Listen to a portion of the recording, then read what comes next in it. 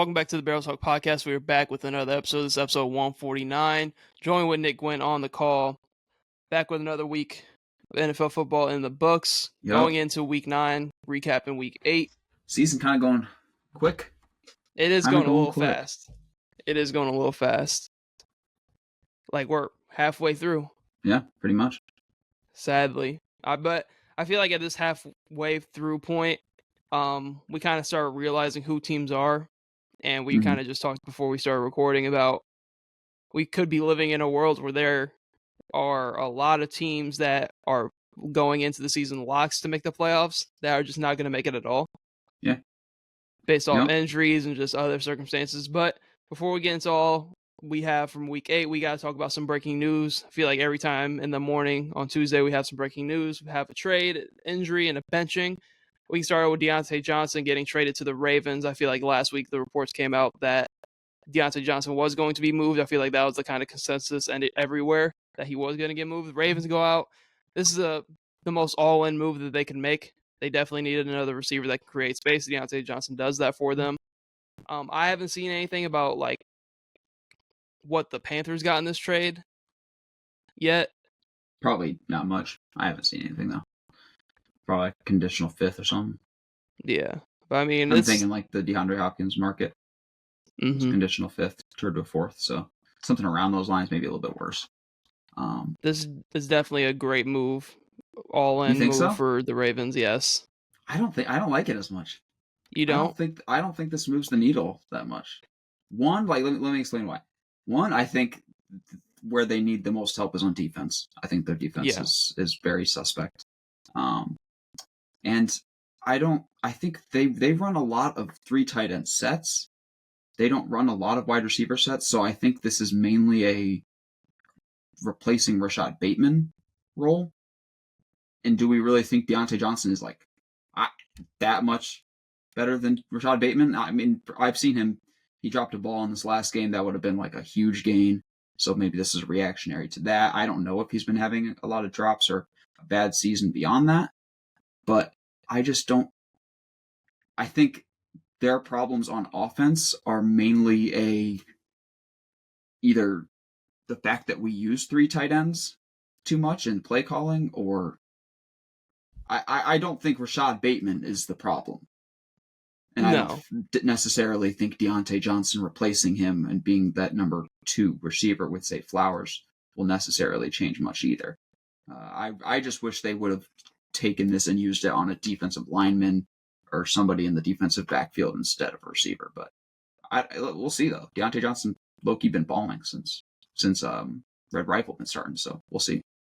I think he's just more of a consistent option for them outside of Rashad Bateman because Zay Flowers isn't as consistent as a 1 as you'd probably like either. But the Raven, their offense isn't, for one, their offense just isn't made for number 1 receivers to really eat. Even with how they use Zay Flowers for the most part, it's a lot of screens, sweeps, bubble screens and shit like that for how they get Zay Flowers involved, and he's quick enough and shifty enough to make plays out of it.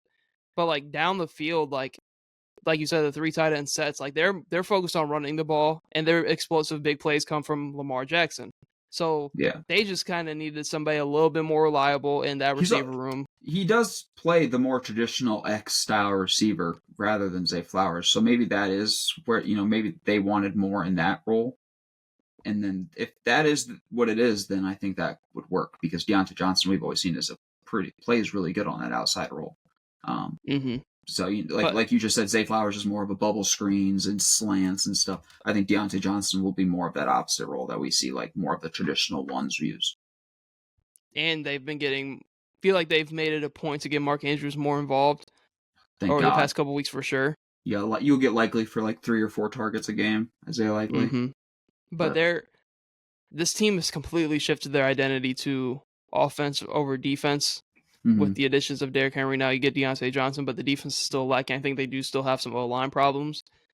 But I think Lamar Jackson, with his ability to get out of the pocket, I feel like you can kind of negate some of those O-line problems. It's just defensively, are you going to be able to get the stops needed? Because we saw Jameis come in no number one receiver in Amari Cooper now. He's with the Bills and Yeah, kind of carved that defense up.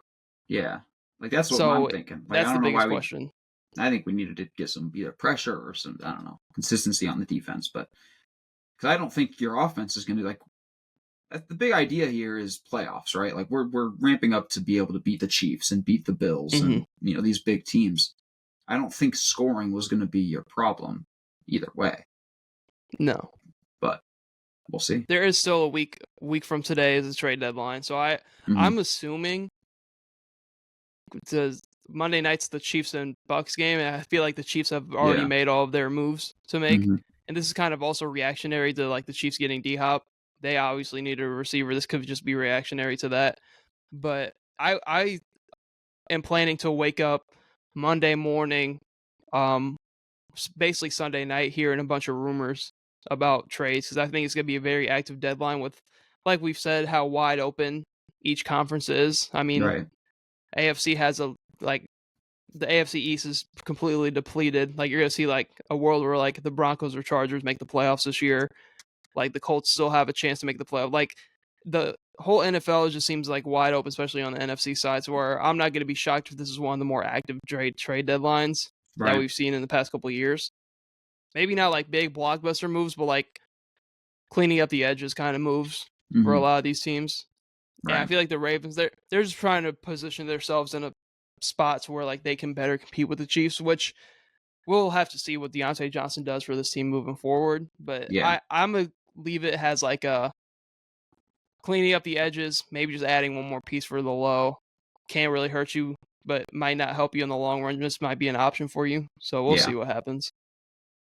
And then getting into an injury, Stephon Diggs torn ACL, non-contact injury. Kind of took like 2 days to come out because it I didn't happened on even Sunday. didn't hear he even got injured. I didn't even know. I was actually tuned in on Red Zone to this game, and he got hurt, left the game, but he got hurt and they didn't really clarify what it was. Most of the time they clarify like immediately what the injury Yeah, they'll was. give it a few something. So like they're now out Nico Collins, who I want to say is back in at least 2 weeks. I think he's eligible next week. Not sure how he's looking actually Yeah, medically that's a wise though. hamstring. I mean, we just saw Mike Evans come back, get hurt right again from the hamstring. So interesting to see. Now they have Tank Dell and Nico Collins. They're in an interesting spot to where like they could be a team that might be wanting to maybe add a weapon just because now you don't have Diggs the whole season and you have Nico Collins coming off of an injury now. Right. And now you're really just relying on Tank Dell, Joe Mixon, Dalton Schultz. Yeah, it sucks because you came into the year thinking you had this trifecta of receivers, and now you're down to just your third one. It's unfortunate. It's unfortunate for sure. They could be in the market for one. I don't know how many receivers we're going to have left. How many receivers are going to be like up for trade now? Mm-hmm. All these big names are already moving, so it'll be interesting. It just sucks, man. I think because they had they had the tank, they had these three. And, they still have Dalton Schultz and Joe Mixon. I think they're going to be okay. I don't know if they make another big move. I don't know how their salary situation looks, but I think they're going to be all right. Joe Mixon's having a really good year. I think they're shifting a little more towards running the ball when they can, and I presume Dalton Schultz will probably have a bigger role. Got him in like 3 leagues and with like deeper benches, in like deeper bench leagues, and like he don't do nothing. I mean, it would be the prime opportunity for him to step up. And salary cap wise, they're not paying CJ Stroud anything, so I assume they do have some money to use, but they could use it elsewhere as well. But Right. I still think you have CJ Stroud, you have the pieces. You're going to get Nico Collins back, who, when he was healthy, was probably a top 5 receiver in the game with how he was playing. So I think they're going to end up being fine. Sucks for the Diggs injury. Yeah, because he's on a contract year too. Yeah, he's on a contract year. What does his market look like after this? Who knows? Based off just because he is Stephon Diggs, there will be a market. Yeah. But like not as luxurious as he thinks. No. I would assume. But he's going to get into the realm of his career now where he is going to contending teams. Like, even if he doesn't stay in Houston, whatever team he's on next year is going to be a contending team. Right. That's going to be able to pick him up for the low, And around, like, I'm trying to compare it, but not compare it because I think at this point in his career, he's so much better than what Odell is. But with Odell having the injuries, I feel like Odell's going from contending team, a reliable option that can be used in certain ways, but in a higher level, because I think Diggs is just still way much better than Odell is at Right. this age. So I think whatever team he goes to next, there's always going to be a market for somebody like him. It has Yeah, just like a I completely reliable agree. Yeah, receiving option. he'll go somewhere. It's just I wonder if we've seen the last of him as an elite weapon. Well, even on this team when he was healthy, Nico Collins was certainly the one. Oh, for sure. But Nico Collins is also a top 10 receiver right now. Yeah. Like So Stephon, and he still had a few really nice plays. And I think if he had more time with no Nico Collins, he would have been like a solid number one on this team. But I just I don't don't know if know. he's gonna Got off be. coming off an ACL, like he's gonna be like 32 years old. Like I think he's in the realm now where he might not be an elite one, but if he's your like 2 and you have a oh good run game like the Texans do have, then you're gonna be fine. yeah, But I wouldn't be surprised if he just came back to the Texans, even though he's in a contract year. So who knows? But we have a benching. Anthony Richardson gets benched for Joe Flacco. I feel like this kind of has something to do a little bit relating to him being tired. Maybe a little bit, but he's also been playing bad. yeah, yeah. I think it has a little bit to do with both. Probably more of the playing bad and the fact that they're like 4-4 and they're still Oh, they're contending. in the Like mix right of it. now, if the playoffs started right now, I think they'd have a spot. Um, like and you have Joe Flacco. It's not like he's a bum. Like Joe Flacco played really good last year and got the Browns into the playoffs. Like he's very capable of doing it. So I think it's just all those mixing together.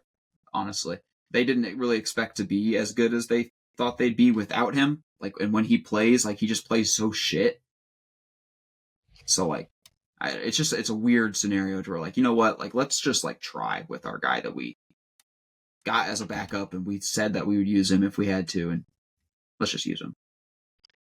It's just so interesting because I feel like Anthony Richardson always came in to the league has more of a project play. But then last year he got to play, and then we saw the kind of combo of him and JT in that rushing game, how elite it could be. But then now it's like I feel like he was so much better in those sample games that he did have before he got hurt last year than what we've seen this year. Like he's not the whole rushing ability. I just think the game is moving so fast for him still, and that's Yeah, why his completion percentage is so bad. That's why you look at the game and he's 8 for 29. And like I feel like the game is moving very, very fast for him to where like he might need more time to just sit back and learn. Because this is somebody who hasn't really played a whole lot throughout his like football career, like you would think. Like if somebody like a Bo Nix, for example, somebody who has played for a long time, who seems more prime and ready to play yeah, right now, compared to yeah, Anthony Richardson, who has all the athletic tools, but the game just seems to be moving at a whole different pace for him compared yeah. to somebody like Bo Nix, because I just think the experience isn't all the way there for him right now. It's so weird because Bo Nix looks great right now, like passing wise. Like he's passing like 20. I looked at one point, he was like 21 for 25. I'm like, God damn, dude. Like, and Anthony Richardson is just, it's just not clicking. I don't know. I heard that like his completion percentage is like very close to what it was in college, so it's not like he came in and it's like dropped 30%. Like we came in obviously knowing he was going to be uh like a work in progress, and we're going to have to like build him up and get his passing good. And I think he needs more time. I don't think they're in any position to where he could be like done and like he's not going to be starting at all anymore. Like No. he's not like done.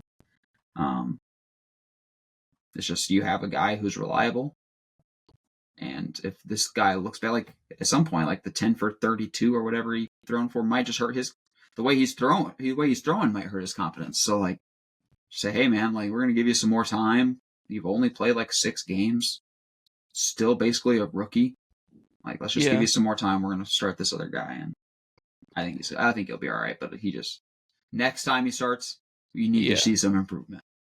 Because it's not like it's for a lack of weapons. You have Michael Pittman, Yeah, no, Josh Downs. Josh Downs hoops when Joe Flacco throwing him the ball. Mm-hmm. Alec Pierce Well, he has even been had a good hooping one as your 3. with Anthony in this game. Yeah, like I just think You he just got needs more JT. time. Yeah, like you have Mo JT. Cox is a touchdown machine. They have weapons. So, like, I don't know. But yeah, it's definitely not like weapons because Joe Flacco is going to come in here next week and throw for 400. Yeah. And 3 tutties and a win. Like, it's going to be crazy. I mean, we can get into Thursday night because we're going to be kind of correlating this to the Vikings. The Vikings played on Thursday night. Of course, we don't get to play Anthony Richardson, who, with our defensive scheme, would have probably had a rough day. Nope, we play Joe Flacco, who is prime for a Cinderella run this time of year. Yeah. But we can get to Thursday night. Vikings and Rams. Kind of 2 takes. It seems like the Rams still have life in the season. This is a huge win. They cannot afford to lose this one, especially with how close that division is. It's like 4-4, 4-4, 4-4, and the 3-4 Rams because they already had their bye. Niners are on their bye this week.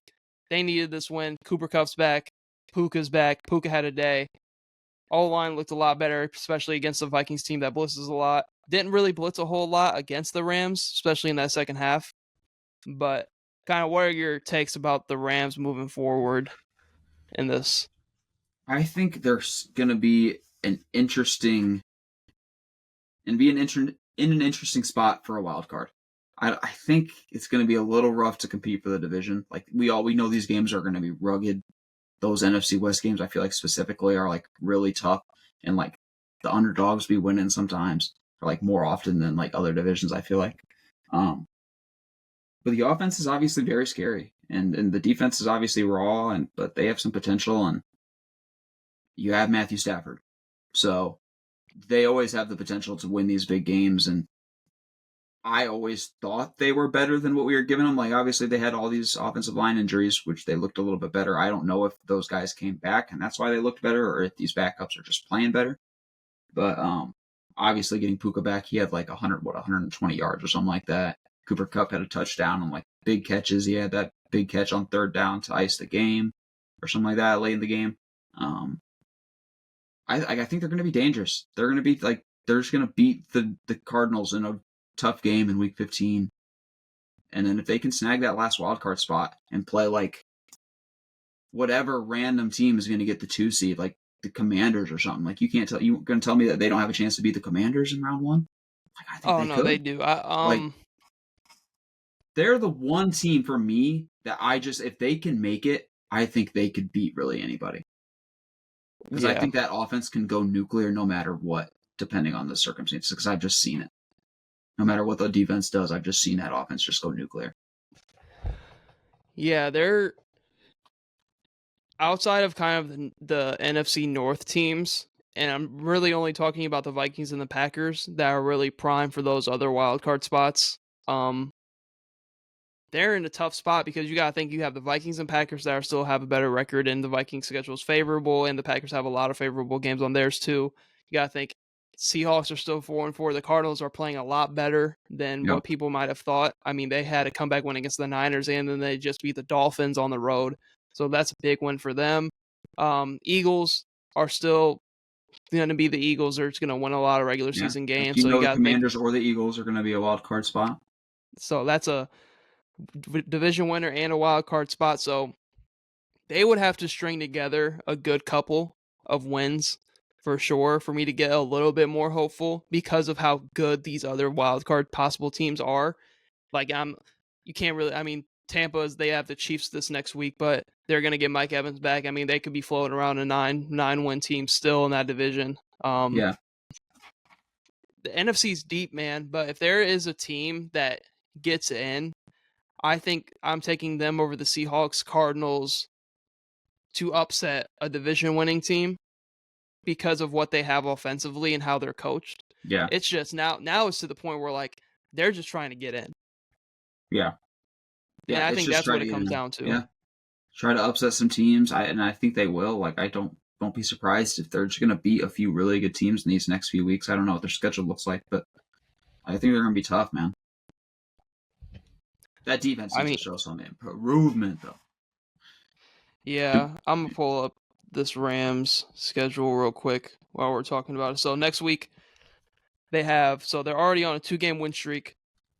They have the Seahawks on the road next week. Like, I think they win that game. I don't believe in the Seahawks whatsoever. And DK's hurt. I don't know if he might be back for this game, though. Then you have the Dolphins at home. That's a very winnable game. That would be a tough one, though. That's a Monday night game. That could be like 70 points scored in that game. Then you go to New England. That should be a win. Then you have the Eagles at home. That could get sketchy. Then you have the Saints on the road.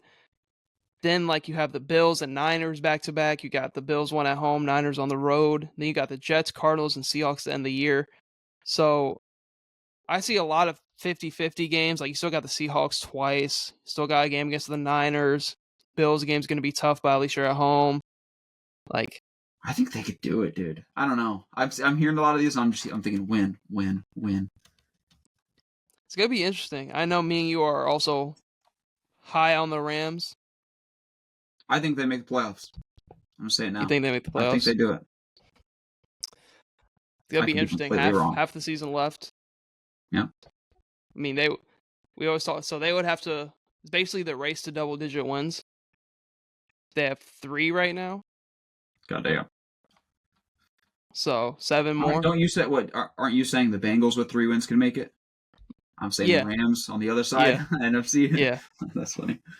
Basically talking about the same teams of different conferences. Yeah, in a way. Yeah.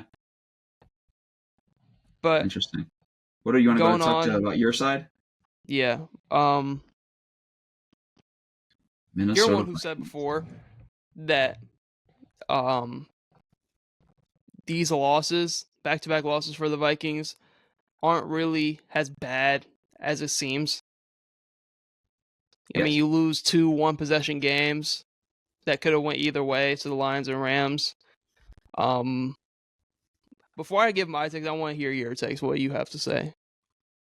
I am skeptical, but still in on the Vikings.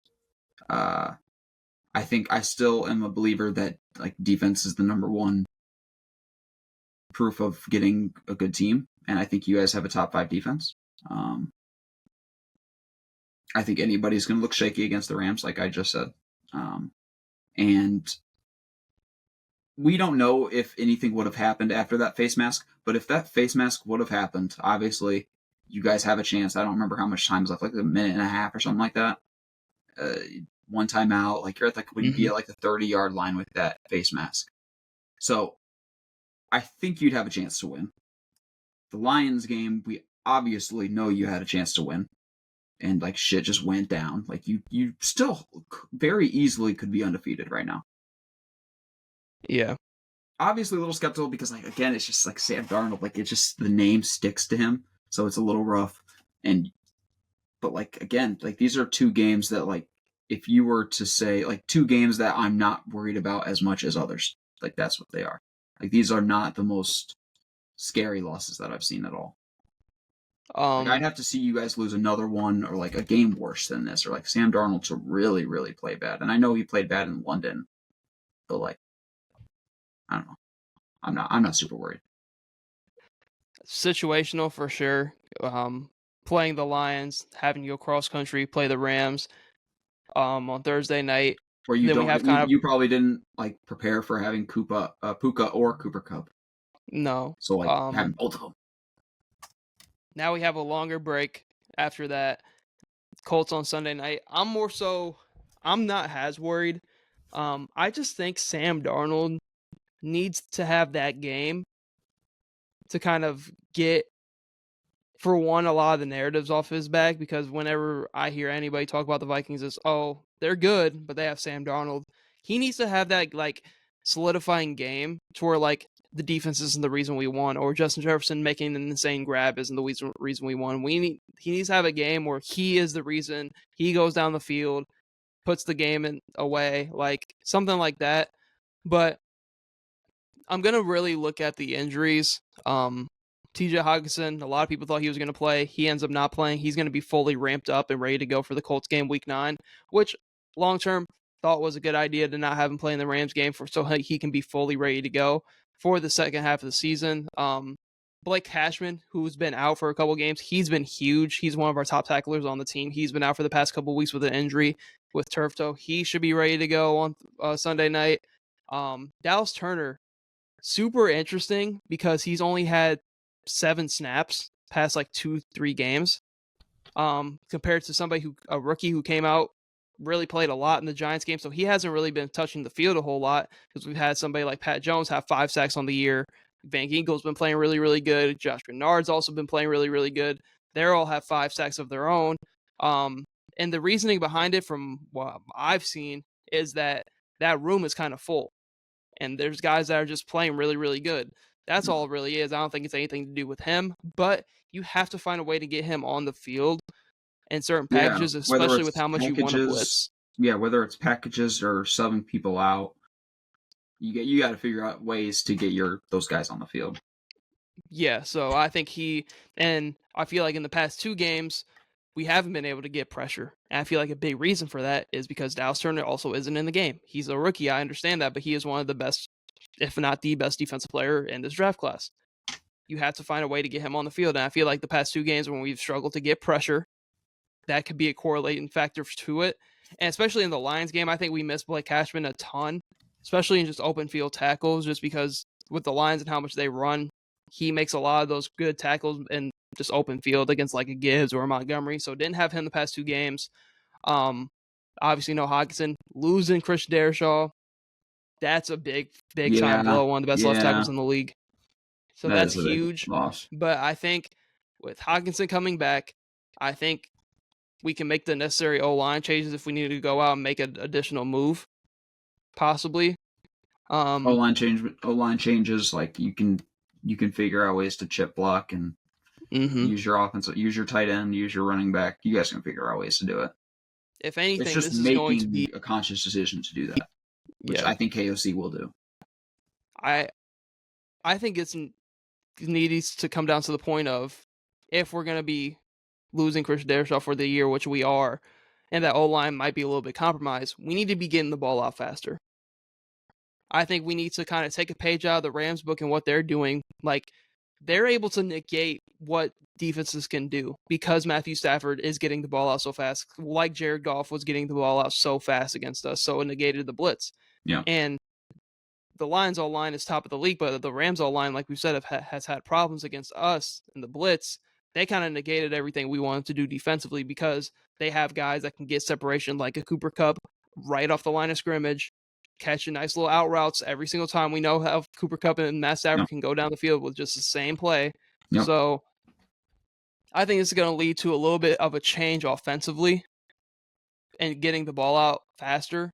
But I think it comes down to not really the face mask. I just think he needs that solidifying game moment to go lead the team, win the game because of him. Like, you got to think about the Lions game, and I'll kind of bring it up later when we talk about the Cowboys. Your defense gets a crucial stop against probably the best offense in the league. You just can't go 3-and-out there against the Lions with the ball. You can't go 3-and-out when you get the ball back with like 3-something to go. You can't give the ball back to the Lions. You have to go at least get a couple first downs, at least go try to get a field goal, right? And then you have the Rams one where the face mask, and there's a couple other calls that I could bring up, but I'm not going to. Like the face mask call, like I said, who knows if we even go down and do anything with that. But I think it is crazy that 2 refs were right there and it didn't get called. Yeah. And even the defensive player that did it put his hands on his head because he knew he like just fucked up and they didn't call it. Like I said, I'm not going to put too much stock into missed calls and everything like that because every team goes through it. I'm more so focusing on the things we can't control. Like we have to get Jordan Addison more involved. I think it's going to help with TJ Hockenson coming back because on a lot of those 3rd and 4s, I think we go to TJ Hockenson on those middle of the field situations, bigger target. I think he's going to help us out a lot in the red zone with finishing drives. There were a lot, I don't know if it was a lot, but there were just times where I was just hearing the commentators like, yeah, there's just nobody's getting open.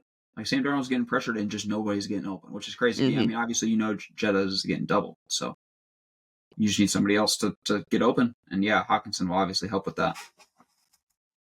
But so I think you guys will be all right. I'm not really So our next couple, we got Colts, Jags, Titans, and the Bears. Our next couple games, all winnable games, but with how our division's shaking up, I mean, we have to at least. I think we can win all 4 of those games, especially with how shaky the Bears offense is. I know they have a good defense over there, but with how shaky that offense is over there, I think we got to snag at least 3 out of 4 of these next couple games because of how tough the division is. Yeah. Thank God the Packers and Lions actually play each other this weekend. So someone's got to lose. One of them will lose. But I'm not really concerned. I'm more concerned of the Darishall injury, but I think we'll end up making the right adjustments to help us out in that regard. But I think I honestly think we're right where we want to be. If you told me that we're going to be going into the second half of the season with this record, Hawkinson coming back, I would like our chances in the second half of the season with how favorable the schedule is. You made it through the hard part. If you would have told me gone through the hard part. That post week 8, we're 5-2 with how hard that schedule looked on paper, I'd be like, oh, we're fine. Back-to-back losses does hurt. Think we get back on track on Sunday, though. Yeah. Then I have 4 teams on the cooked list that I think are all, besides one, cooked. I think we finally have to put the stamp on the Jets. I think the Jets are cooked. Yep. Record of 2-6. See you last later. in the division. Thank God. I think the Dolphins are also cooked. Sadly. I think with how hard that back half of the schedule is, they're 2-6. You had to win that game. Yeah, you had to win that game. They're in a tough spot now. Cowboys, I think, are also cooked. I just think the vibes with the Cowboys are completely cooked at this point. We're done. Bengals are the only team I'm giving a shred of life to. I said last week, have life, but there's no more room for error. No. You gotta I said that last week if they could go 3 out of 4 in their next 4, they have a shot. Then they especially lost. With how shaky the AFC is. Now they got to win 3 straight, which they definitely can. I just think all these teams are kind of on the borderline of cooked, and these are all 4 teams that if you asked anybody before the season, are all 4 of these teams making the playoffs, it would have been a guaranteed yes. Yeah. Like, we're looking at a world now where, like, Chargers and Broncos are looking at the playoffs like, oh, shit. Yeah. So it's very interesting. It's very interesting. But I think all these teams are cooked. I'm going to give the Bengals one more week of life. Yeah, the Bengals have a little bit more margin of error. Like, it's just like one more week. If you lose one more game in these next few, then like you're probably done. Yeah. Cowboys, man. It's just like every loss is so magnified, and like every loss just means so much. It feels like with them. And Chris Collinsworth was cooking Dak shit last night. Or 2 nights ago. Like, I can't say he's wrong, though. Like the same. No, he's not. He's not wrong. Dak doesn't look like the same guy. His eyes get wide. Like, obviously, like, Brock Purdy is a better quarterback than Dak, bro. Like, Brock Purdy's running the ball. Like, you need to be able to run the ball if you can't be a pinpoint accurate, good under pressure, poise, on-time quarterback. And we don't have the O-line for him to be moving around. Like, he doesn't have the time. He can't move. He's not accurate consistently. His receivers and him are not on the same basis. And it just sucks. Like, it sucks. Like, before the year, I knew Dak, like, wasn't going to have another year like last year. He was in the MVP hunt. I think he got second in voting. But, like, or maybe third, I don't know. But I just didn't think it was going to be this bad, especially right after signing the contract. I didn't think he was going to get the contract, though. I thought we were going to play through the season and it was going to show us some things, because now if you didn't give him the contract after this year, I think we would be in a different spot. Maybe he wouldn't be getting $60 million. I don't know. Because whenever the Cowboys lose, you're right. It's kind of the talk of the town. It's tough because it was the situation in the game where, like, they could have won. Oh, yeah, for sure. Like, it's You kind of just have a third comparable quarter to meltdown. kind of what I talked about earlier. I wanted to bring back up is I felt like I was legit watching the Vikings because I know the Cowboys are your team. I feel like I was legit watching us versus the Lions. Our defense just came up with a huge fucking stop. We get the ball back late in the game to go win the game. I feel like I watched that last night. You're telling me the Cowboys defense, no Micah Parsons, went out there, got an insane stop to get you the ball back, and you go with the quickest 3-and-out I have ever seen. Quickest 4-and-out ever. 4-and-out. Like, I just don't. They have one guy offensively. But, like, then everything I'm hearing about it is it Dak or is it Jerry Jones? For one, it's both. Yeah, it's both. Dak doesn't have the weapons, but when you see Dak in a position, middle of the game, to go succeed, yeah, it's like not him. Like that. First of all, in that last drive, he should have just there should have been an interception. Well, no one should have caught that ball, but he thought Fred Warner. He didn't know Fred Warner was right in front of him, or vice versa, whoever it was. But God, dude, like half the time, like yes, he has no weapons, but then I see him throwing to the weapon, and it's a shit throw. Like the weapon didn't do anything wrong. It's just a shit throw. And I'm like, well, it can't be the weapon's fault. That's not Jalen Tolbert's fault. That's my $60 million quarterback's fault. He did have a dime to Tolbert on the sideline. Tolbert didn't catch it. Yeah, and Tolbert just doesn't catch it. And that one is on him. And we need you know who leads the league in like drops this year? A few weeks ago was Amari Cooper, who's one of the best receivers in the league. So and got traded for this year. So drops are gonna happen with like almost everybody in the league. So, but if you're like the quarterback is where you need the consistency the most. That's the spot. And we just don't have it there. And then in defense is obviously absolutely atrocious. Absolutely atrocious. I don't even want to get into them. Like, it's bad, but they got that big stop when they needed to, yeah. When they needed to get the stop, they got the stop. Then it goes into the point where I'm more so wanting to blame Dak for it, is because, like, the play calling is shit for one. You guys are not set up to succeed on any one of your drives because, first down run, damn, you pick up 1 yard. So now you're at 2nd and 9. Now screen pass to CeeDee Lamb. CeeDee Lamb picks up 4. Now you're at 3rd down. Incomplete pass, you're off the field. Yep. I just don't. The play calling is shit, but then in the crucial moments where I'm like, Dak's going to make a play here, almost gets picked off a 3rd time in the game. And then some of the picks that he throws are just like, at the dumbest times in the game, to where like Tolbert double coverage. Like what? What is the one to CeeDee to come out at the start of the second half? That was an insane grab. Yeah. But even then, like, where were you looking with the ball there? I just don't. It's just like he doesn't have the weapons, and it's on Jerry Jones because he hasn't really given him the weapons offensively. I think having no run game extremely hurts this team. Oh, yeah. But there's times where it's like it is just on Dak. There's times in the game where you're looking at Dak Prescott throw interceptions, put his team in bad spots, and then when the defense does step up and get the stop that he needs to go win the game, then all of a sudden it's a 4-0. Then you're like what else? Like, I understand he needs more, but at certain points in the game, you're expecting him to make the difference. Yeah. And he can't. Yeah. I don't know.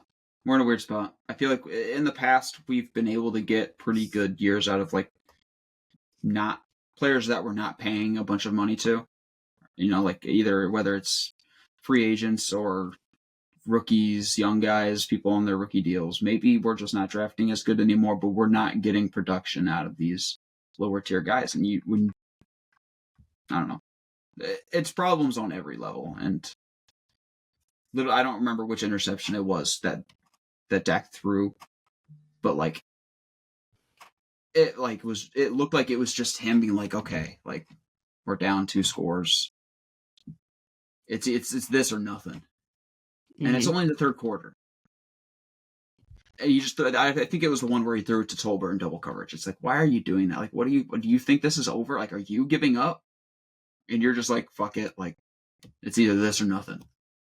Right. I don't know if like they're just not confident in being able to sustain long drives because they can't run the ball. Maybe that might be part of it. But it's problems all around. And yes, we are cooked. We are definitely cooked. And then I feel like from the Niners side of things, the bye came at the perfect time. You pick up a big win, you're 4-4. This is like prime right where the Niners want to be. With all the injuries, you're 4-4 going into your bye. You're gonna get CMC back after your bye. John Lynch on the post game fucking press conference, not even the press conference, he came out to the TV and said, "Yeah, CMC's probably gonna play Week 10." I was like, "Damn, bro, they're doing it. We're just gonna see the Niners get the playoffs." So they're this is right where they want to be. Yeah. So they're gonna be completely fine once CMC gets back. Offense is gonna open up. Pearsall seems like he's going to be a great fit for what they want to do. Debo, still kind of Debo. I feel like Debo has something wrong with him. Yes, like throughout the year, always. But if you're going to get consistent production out of Kittle, which I think you can do, you're going to get CMC back. Pearsall steps up. You're going to get Juwan Jennings back at some point, and he's proven that he can step up when needed. So they're going to be just fine. This is obviously right where they want to be. Yep. We can kind of transition to the Browns picking a big win over the Ravens. I was looking at our pick'ems, and I was like trying to upset hunt, and it was legit either Jags over the Packers, or it was Browns over the Ravens. And I picked the Jags over the Packers, and it was opposite. Yeah. And from somebody who was a fan of a team in the NFC North, who was like looking at, I was like, Packers lose here would be huge for us. Huge for us. The Packers just find ways to win. It is the most annoying shit ever. Malik Willis comes into the game. I'm like, oh, Jags got this in the bag. At home in Duval, backup QB now for the rest of the game. Malik Willis scrambles for 20. Picks up a first. Like, it's just, they just find ways to win these games. Yeah. And it just pisses me off. But we can get to the Browns. And main question, obviously offense looks a lot better. Big win against the Ravens in the division. They're 2-6. Is this just another year of a Cinderella run? No, probably not. No. I don't think they're gonna like make the playoffs. I think they're gonna be fun. They'll ruin a few teams' chances at the playoffs. But I don't think they're gonna do it again. Now, hey, I would love for them to prove me wrong. Jameis Winston, Nick Chubb, I love these guys. David Njoku, these are all my guys. But I don't think it happens, sadly. I think that they're going to play a team late in the year, and they're going to win a game that pushes a team out of the playoffs. Yeah, exactly. And I think because looking at the Browns schedule before, when do they play the Bengals again? Yes, I think that's exactly the game I was talking about. So like they're primed for a Week 16 matchup. Their last 3, their last 5. So they go last 5 is Steelers, Chiefs, Bengals, Dolphins, Ravens. Like that's where they ruin 2 teams, like the Bengals and the Dolphins, who are coming out like 3 straight wins, trying to make the playoffs, and the Browns say no, not today. You know what I think could happen? What? If the Steelers can keep it up, right? Say you're in a position to where the Steelers and Ravens are at the top of the division. All the Steelers need is a Ravens loss, and they win the division, host the playoff game. What if the Browns sweep the Ravens? Last game of the year doesn't mean shit for the Browns. It means everything for the Ravens to win the division. That's the game that pushes the Ravens out of winning the division, and the Browns win. Be sick. I'm all for Jameis though. If he plays good, and he played very, very good. I know the Kyle Hamilton pick like could have went either way, for sure, but he played really good. He is not scared of letting that ball go downfield, which is what the Browns really needed. Just somebody to help keep that defense off the field. I feel like we really saw that defense step up because they were rested instead of having to be on the field 90% of the game. That's what it is. So if James can continue to play good and play like that and be a little bit more conservative with the ball, and Nick Chubb's going to obviously be better as the weeks go on, I think Jameis could really get into a situation to where, like, if he plays well enough, he could enter that, like, Joe Flacco, maybe a little bit better because he's younger. To where, like, you're looking at Jameis as, like, he's, like, the best backup in the league, or you're, like, looking at him as, like, if he's our starter for just a year, a bridge guy, while we draft a quarterback, we're completely fine with that. Yeah, 100%. Because he's always had, like, I feel like people want to follow him because I think he is a good leader from He's a our great perspective. leader, I think.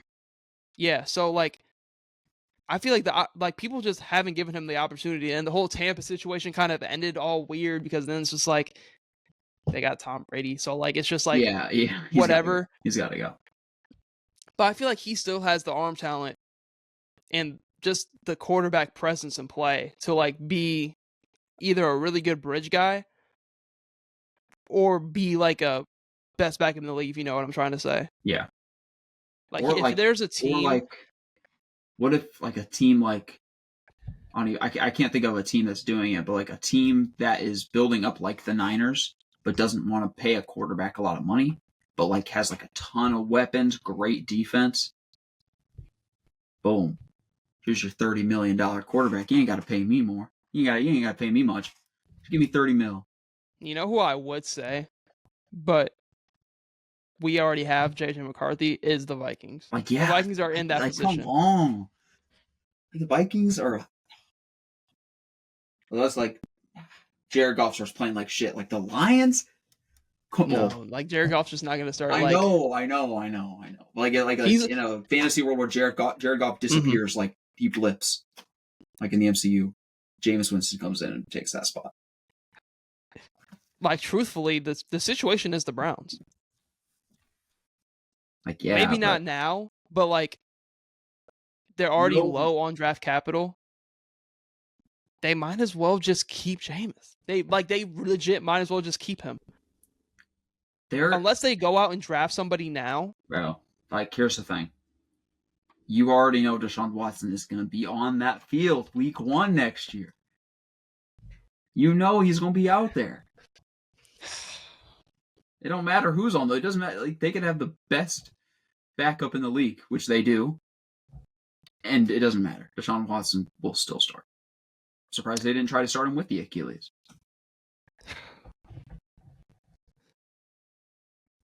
They're just so because I would say it is the Brown, but the dead money, like they can't. Yeah, dead money is a no. You can't do it. So yeah, like they're not in a position because they have to pay Deshaun this money. So like, if they didn't, if that contract were to magically disappear, then yes, I would agree it would be the Browns. But the only other team now that we're talking about it that I can really think of is.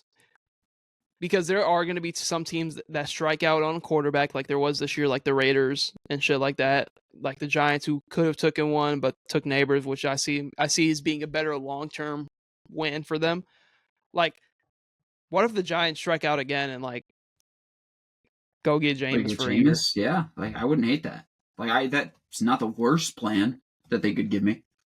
Like they are legit. Running it back with BJ. And I guess we're kind of getting into the Sunday night game as well, transitioning into that. Like Tyrone Tracy looks like a really, really good pick for them. He looks like a dog. You obviously know Neighbors is a dog. That defense is really turning up like when it needs to. I feel like that defense is the only thing keeping them in games.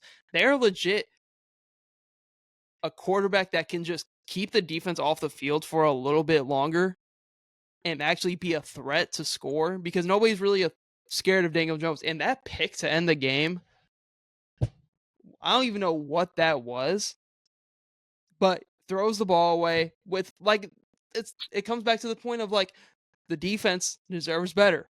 The defense went out there, got the stop that they needed. You have the ball, and you kind of get lucky with a good return on the kickoff to put yourselves in position to go score, hit the 2-point, and win the game or tie the game. So looking at that, these defenses, they just need an offense that can just apply a little bit of pressure to keep them off the field a little bit longer. That's legit all the Giants are needing. And it's not like the Giants don't have weapons. They have good weapons. Like Wandale's an okay too. Could soak up a lot of targets. Even like Darius Slayton, like can take the top off of defense, get good for like a 30-yard catch every game, and there you go. Like and maybe get a tight end.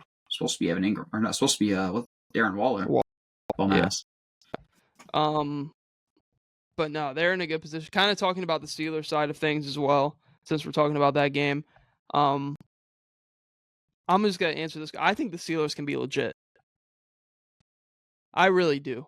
I think they can really be, because they are in a perfect situation of they have Russell Wilson that can extend drives long enough and keep the defense rested and off the field long enough that they can be a threat to score. And we know what that defense can be when healthy. I think they can. I legit think they can be legit with what I've seen so far. I just don't think they're going to do it. Like, call me a hater. I just don't think they can do it. You can't tell me. I just don't believe Russell Wilson can be a playoff game winning quarterback. I think if they can make the playoffs, I think so. But I can just see it now. It's round one of the playoffs, and he just turns into a pumpkin. I'm viewing it as more so situation as well from the current look and how the AFC is looking, to where they're still competing for the division. We just talked about a world where the Ravens maybe lose a game to the Browns, don't win the division. I think the Steelers are in prime opportunity because looking at how they kept it close with the Bills a year ago, I think this Steelers team is way better than that Steelers team that kept it close with the Bills. Like, say that first round matchup happened to the wild card again. Right. Like, I think it may look different because Russell Wilson can extend drives. They've had more success running the ball. Their play action looks a lot better under Russell Wilson. I think they're legit another receiver away. But when you have Freiermuth still involved in the offense, you have Pickens that can go up and make a contested catch over anybody in double coverage. It doesn't matter. And when you're able to run the ball. Yeah. You run the ball, you got Warren out and fucking Najee. And you have a generational defensive player on the other side of the ball that it's either you double Watt or he's just getting a sack. When you have all of that, I think there's no, especially in the AFC this year, I think there's no other explanations to think that the Steelers can't be a little bit more legit than people think. Because I know it's the Steelers, and I feel like they're kind of the Cowboys-esque of the AFC in some cases, to where, like, when the Steelers lose or something's going on in Pittsburgh, it's getting talked about. I just think they're in a prime position this year. I really do. But they're living in the moment right now. I think this year is probably the most opportunity they've had to make any kind of run in the past, like, however many years for them. Right. I think even if Russell Wilson were to get hurt or something, you have somebody who you have live reps with that has won games for you this year. Like, I think the opportunity and what's going on in the AFC right now, I think the Steelers are in a prime spot to be more legit than people think. I think they will definitely make the playoffs. They're going to make the playoffs. Yeah. My concern just comes in against those, like, the Bills, Ravens, and Chiefs. Can they beat those three teams? I don't think so. I just think they can't get in a shootout. I don't think they can sustain a shootout with them. I don't think Russell Wilson can sustain those drives for a whole game against either a Chiefs defense or going up against, like, a Lamar Jackson offense that you have to keep going. Right. You have to score 30. Like, you can score 37 on the Jets all you want, brother. But, like, can you score 30 on the Chiefs? And nobody's really doing that to the Chiefs. The Chiefs more so play that style to where, like, Steelers could match up a little bit better with. But I think the Chiefs obviously will win that game. I think their best bet, if they didn't win the division, is to hopefully match up with the Ravens. It'd be interesting. Because I think in division, I think they play the Lamar and them really, really well all the time. I think that's their best matchup. Probably. And even if, like, say they're the top wild card spot, the Texans wouldn't be a terrible matchup. Texans wouldn't be a terrible matchup either. So I think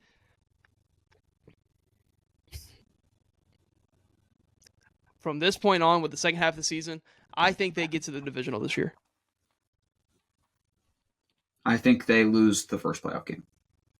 It's gonna be interesting. I also got to see, because they play the Chiefs play the Ravens. So they play these teams in the back half of their schedule. So it's going to be very Yeah, we're interesting gonna to see see how it. it all We're stacks gonna up. see them So, versus these big teams.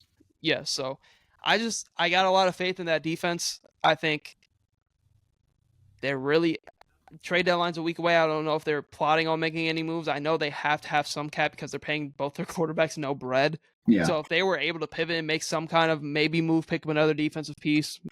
They pay their defense so much money though.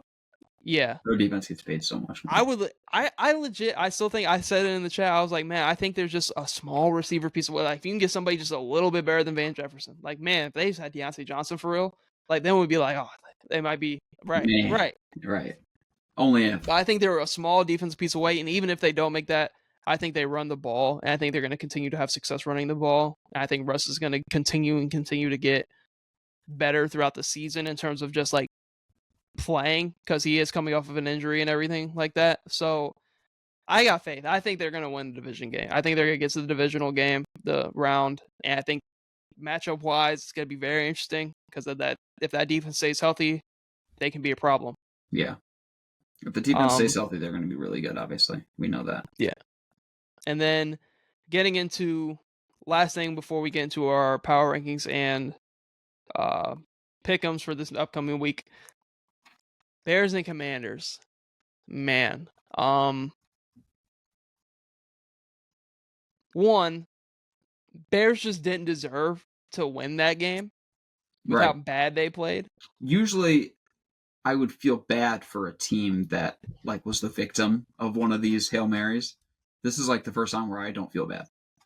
The Bears didn't deserve to win that game. No.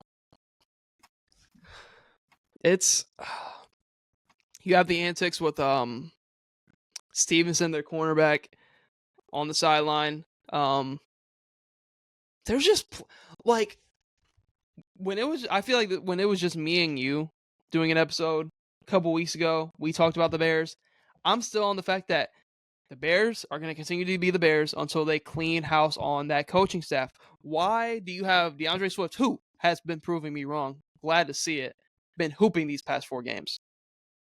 Actually been able to get traction running the ball. Love to see it. Had like a big 50-yard touchdown earlier in the game. Yes, that gave the Bears life. Yeah. And you get your best drive of the game, you give to a lineman. Backup line. Why? The Bears have, I want to say, a top 5 weapons room offensively in the league. They have no idea what they're doing. And getting into the Commander side of things, I think this is more of what we saw from a CJ Stroud and the Houston Texans last year. This is the kind of run that they are on. They are first in the division, have a real shot at continuing to push forward and win the division and be able to host a playoff game. Even then, I think they are still going to end up being a lock to make a wild card spot in the playoffs, even with how tough that NFC is starting to look and how the NFC North is looking. I think the AFC East is still going to be very, very competitive as well. I think the Niners, Seahawks, and Cardinals are all 4-4. The Rams just got completely healthy offensively, at least. They're going to look to make a push.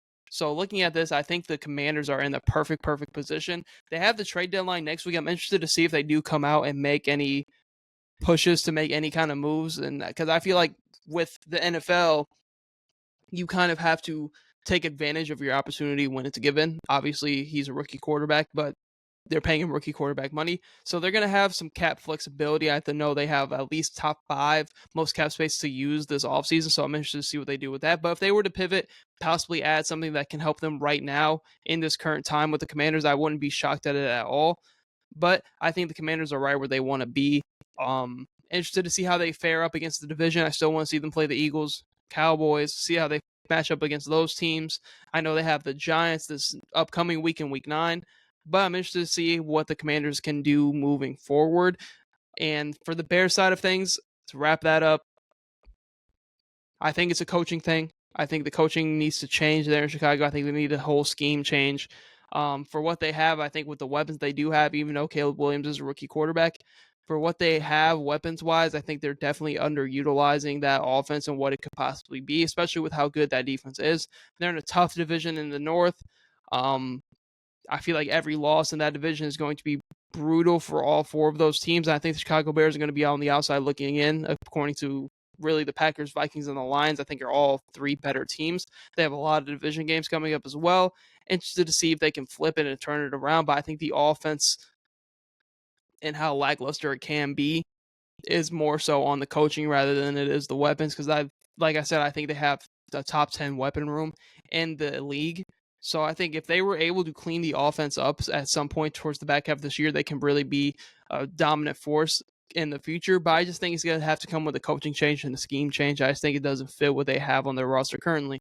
But that's all I really have. Nick had some technical difficulties with his internet, ended up getting out of the call, but had to wrap the episode up, episode 149, going into week 9. Thank you guys for tuning into the Barrel Talk podcast. Obviously, tune in to future episodes.